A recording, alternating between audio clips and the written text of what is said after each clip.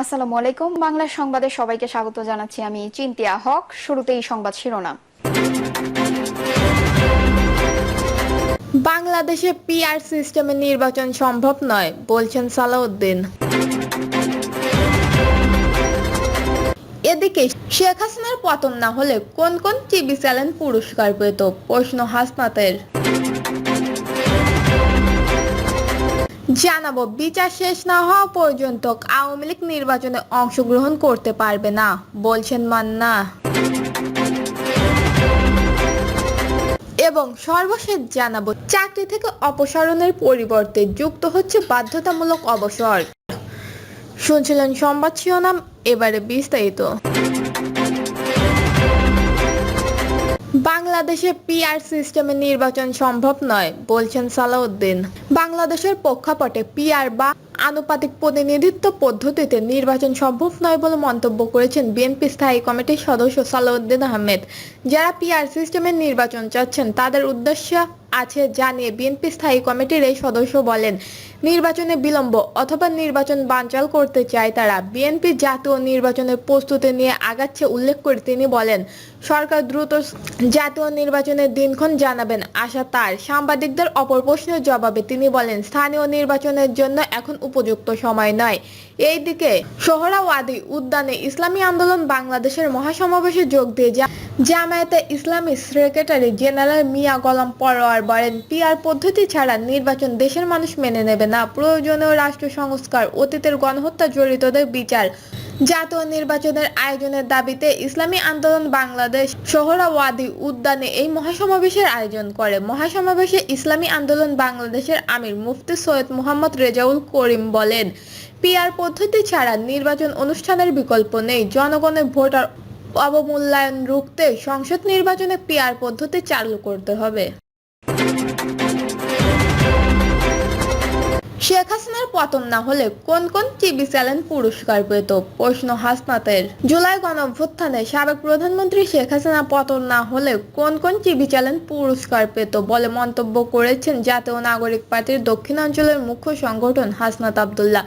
শনিবার বিকেলে সামাজিক যোগাযোগ মাধ্যম ফেসবুকে তিনি এ মন্তব্য করেন। 15.5 বছর দেশ শাসন করেছে শেখ হাসিনা। এক পর্যায়ে তিনি একনায়ক হিসেবে আবির্ভূত হন। ছাত্র ও গণ আন্দোলনের মুখে তার শাসনের পতন হয়। একগুঁয়ামি, অহংকার ও অতি আত্মবিশ্বাস এই সব বিষয়কে তার পতনের কারণ হিসেবে দেখা হচ্ছে। ছাত্র জনতার অভ্যুত্থানের মুখে গত 5 আগস্ট ক্ষমতাচ্যুত হন তৎকালীন প্রধানমন্ত্রী শেখ হাসিনা। ওই দিনই তিনি পালিয়ে ভারতে চলে যান। শেখ হাসিনা দেশে ফিরিয়ে এনে জুলাই হত্যাকাণ্ডের বিচার করতে চান অন্তর্বর্তী সরকার। তার এই পালিয়ে যাওয়া নিয়ে শনিবার বিকালে স্ট্যাটাস দেন হাসনাত। স্ট্যাটাসে তিনি লেখেন, হাসিনার পতন না হলে কোনো কোনো টিভি চ্যানেল জুলাইকে সন্ত্রাসী কর্মকাণ্ড আখ্যা দিয়ে প্রতিবেদন প্রকাশের জন্য সাহসিকতার পুরস্কার পেত। বিচার শেষ না হওয়া পর্যন্ত আওয়ামী লীগ নির্বাচনে অংশগ্রহণ করতে পারবে না বলছেন মান্না। আওয়ামী লীগের বিরুদ্ধে বিচার কার্যক্রম সম্পূর্ণ না হওয়া পর্যন্ত দলটি নির্বাচনে অংশগ্রহণ করতে পারবে না বলে মন্তব্য করেছেন নাগরিক ঐক্যের সভাপতি মাহমুদুর রহমান মান্না। তিনি বলেন, গত 15 বছরে আওয়ামী লীগ যে দমন, পীড়ন, নিপীড়ন ও হত্যাকাণ্ড চালিয়েছে তা ক্ষমতার অযোগ্য। শেখ হাসিনা ছিলেন একজন চরম স্বৈরশাসক, যিনি হিটলারকেও ছাড়িয়ে গেছেন। মান্না আরও বলেন, আওয়ামী লীগের প্রতি যে কোনো প্রত্যাশা বা গোপন সহানুভূতি প্রদর্শনকারীদের আইনের আয়ত্তায় আনতে হবে। তারা আর কখনো গণতান্ত্রিক রাজনৈতিক স্বাভাবিক ধারায় ফিরে আসতে পারবে না। জুলাইয়ের চেতনা আমাদের মনে যে আগুন জ্বালিয়েছে তা দীর্ঘদিন ধরে আলোর মশাল হয়ে জ্বলতে থাকবে। যারা ভবিষ্যৎ সরকার গঠন করবে তাদেরও এই চেতনা ধারণ করে দেশ পরিচালনা করতে হবে। নির্বাচনে জাতীয় ঐক্য নিয়ে তিনি বলেন, নির্বাচন একটি প্রতিযোগিতামূলক প্রক্রিয়া যেখানে জাতীয় ঐক্য থাকে না, তবে সার্বভৌমত্ব, গণতন্ত্র ও দুর্ভিক্ষের মতো জাতিগত ইস্যুতে অবশ্যই ঐক্য থাকা জরুরি। সংস্কার প্রশ্নে এখন অধিকাংশ দল একমত হচ্ছে, যা ইতিবাচক লক্ষণ। চাকরি থেকে অপসারণের পরিবর্তে যুক্ত হচ্ছে বাধ্যতামূলক অবসর। অবশেষে সরকারি চাকরির অধ্যাদেশ সংশোধন হচ্ছে। কর্মচারী সংগঠনগুলো অধ্যাদেশ বাতিলের আন্দোলন করলে এখন তারা সংশোধনে সম্মত হয়েছে বলে জানা গেছে। উপদেষ্টা কমিটি ও কর্মচারী নেতারা 1979 সালে সরকারি চাকরির যেসব ধারা সরকারি চাকরির অধ্যাদেশ 2025-এ ঢুকেছে তা বাদ দেওয়ার বিষয়ে একমত হয়েছে। সরকারি চাকরির অধ্যাদেশে অনাগত্যের যে ধারা নতুন করে যুক্ত হয়েছে তা বাদ দিতে উভয় পক্ষই সম্মত হয়েছে। চাকরি থেকে অপসারণের যে ধারা অধ্যাদেশে ঢুকেছে তাও বাদ দেওয়ার বিষয়ে উভয় পক্ষ একমত হয়েছে। তবে বাধ্যতামূলক অবসরের ধারা যুক্ত হয়েছে। সরকারি চাকরির অধ্যাদেশ পর্যালোচনায় আইন উপদেষ্টা আসিফ নজরুলকে আহ্বান করে গঠন করা উপদেষ্টা কমিটি ও কর্মচারী নেতাদের মধ্যে গত 25শে জুন অনুষ্ঠিত বৈঠকে এইসব সিদ্ধান্ত হয়েছে বলে সংশ্লিষ্ট সূত্রে জানা গেছে।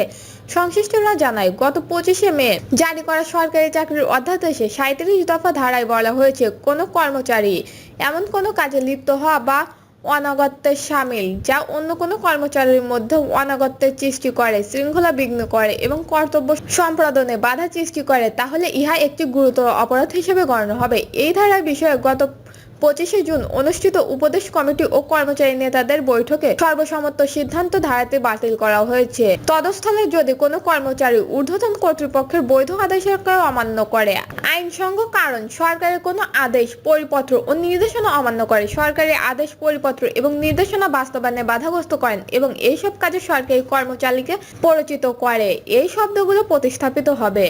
সংশ্লিষ্টরা আরও জানায়, গত 25শে মে জারি করা সরকারি চাকরির অধ্যাদেশে 37 উপধারায় বলা হয়েছে, যদি কোনো কর্মচারী অন্যান্য কর্মচারীর সঙ্গে সমবেতনভাবে বা এককভাবে ছুটি ব্যতীত কোনো যুক্তিসঙ্গত কারণ ছাড়াই নিজ কর্ম থেকে অনুপস্থিত থাকে, তবে বিরত থাকেন বা কর্তব্য সম্পাদনে ব্যর্থ হন তাহলে ইহা একটি গুরুতর অপরাধ হিসেবে বিবেচিত হবে। এই ধারাটি বিষয়ে গত 25শে জুন উপদেষ্টা কমিটি ও কর্মচারীদের নেতাদের বৈঠকে সর্বসম্মত সিদ্ধান্ত হয়েছে। ধারাটি বাতিল করে তদস্থ দফা ও উল্লেখিত কার্যক্রম সম্পাদনের উদ্দেশ্যে সূচি ও যুক্তিসহ কোনো কারণ ছাড়া অন্যান্য কর্মচারীদের সঙ্গে সমবেতনভাবে নিজ কর্মস্থলে অনুপস্থিত থাকলে তা বিরত থাকবেন শব্দগুলোর প্রতিস্থাপিত হবে।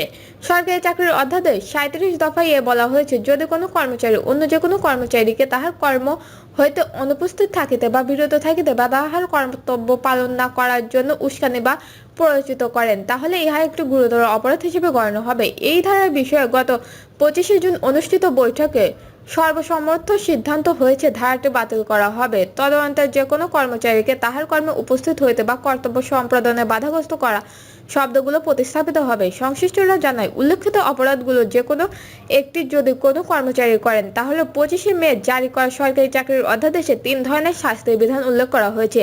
নিম্ন পদ বা নিম্ন বেতন গ্রেডে অবনমিতকরণ, চাকরি থেকে অপসারণ এবং চাকরি থেকে বরখাস্ত করা হবে। শাস্তির বিষয়ে উপদেষ্টা কমিটি এবং কর্মচারী নেতাদের বৈঠকে আগে একটি শাস্তি বাতিল করে নতুন একটি শাস্তি প্রতিস্থাপনের সিদ্ধান্ত হয়েছে, অর্থাৎ চাকরি থেকে অপসারণের পরিবর্তে বাধ্যতামূলক অবসরের ধারাটি যুক্ত হয়েছে। দর্শক, এই ছিল এখনকার সর্বশেষ নিউজটি ভালো লাগলে একটি লাইক দিন, কমেন্টে আপনার মতামত জানান এবং আমাদের পাশে থাকার জন্য বেল বাটনটি অন করে রাখুন। ধন্যবাদ।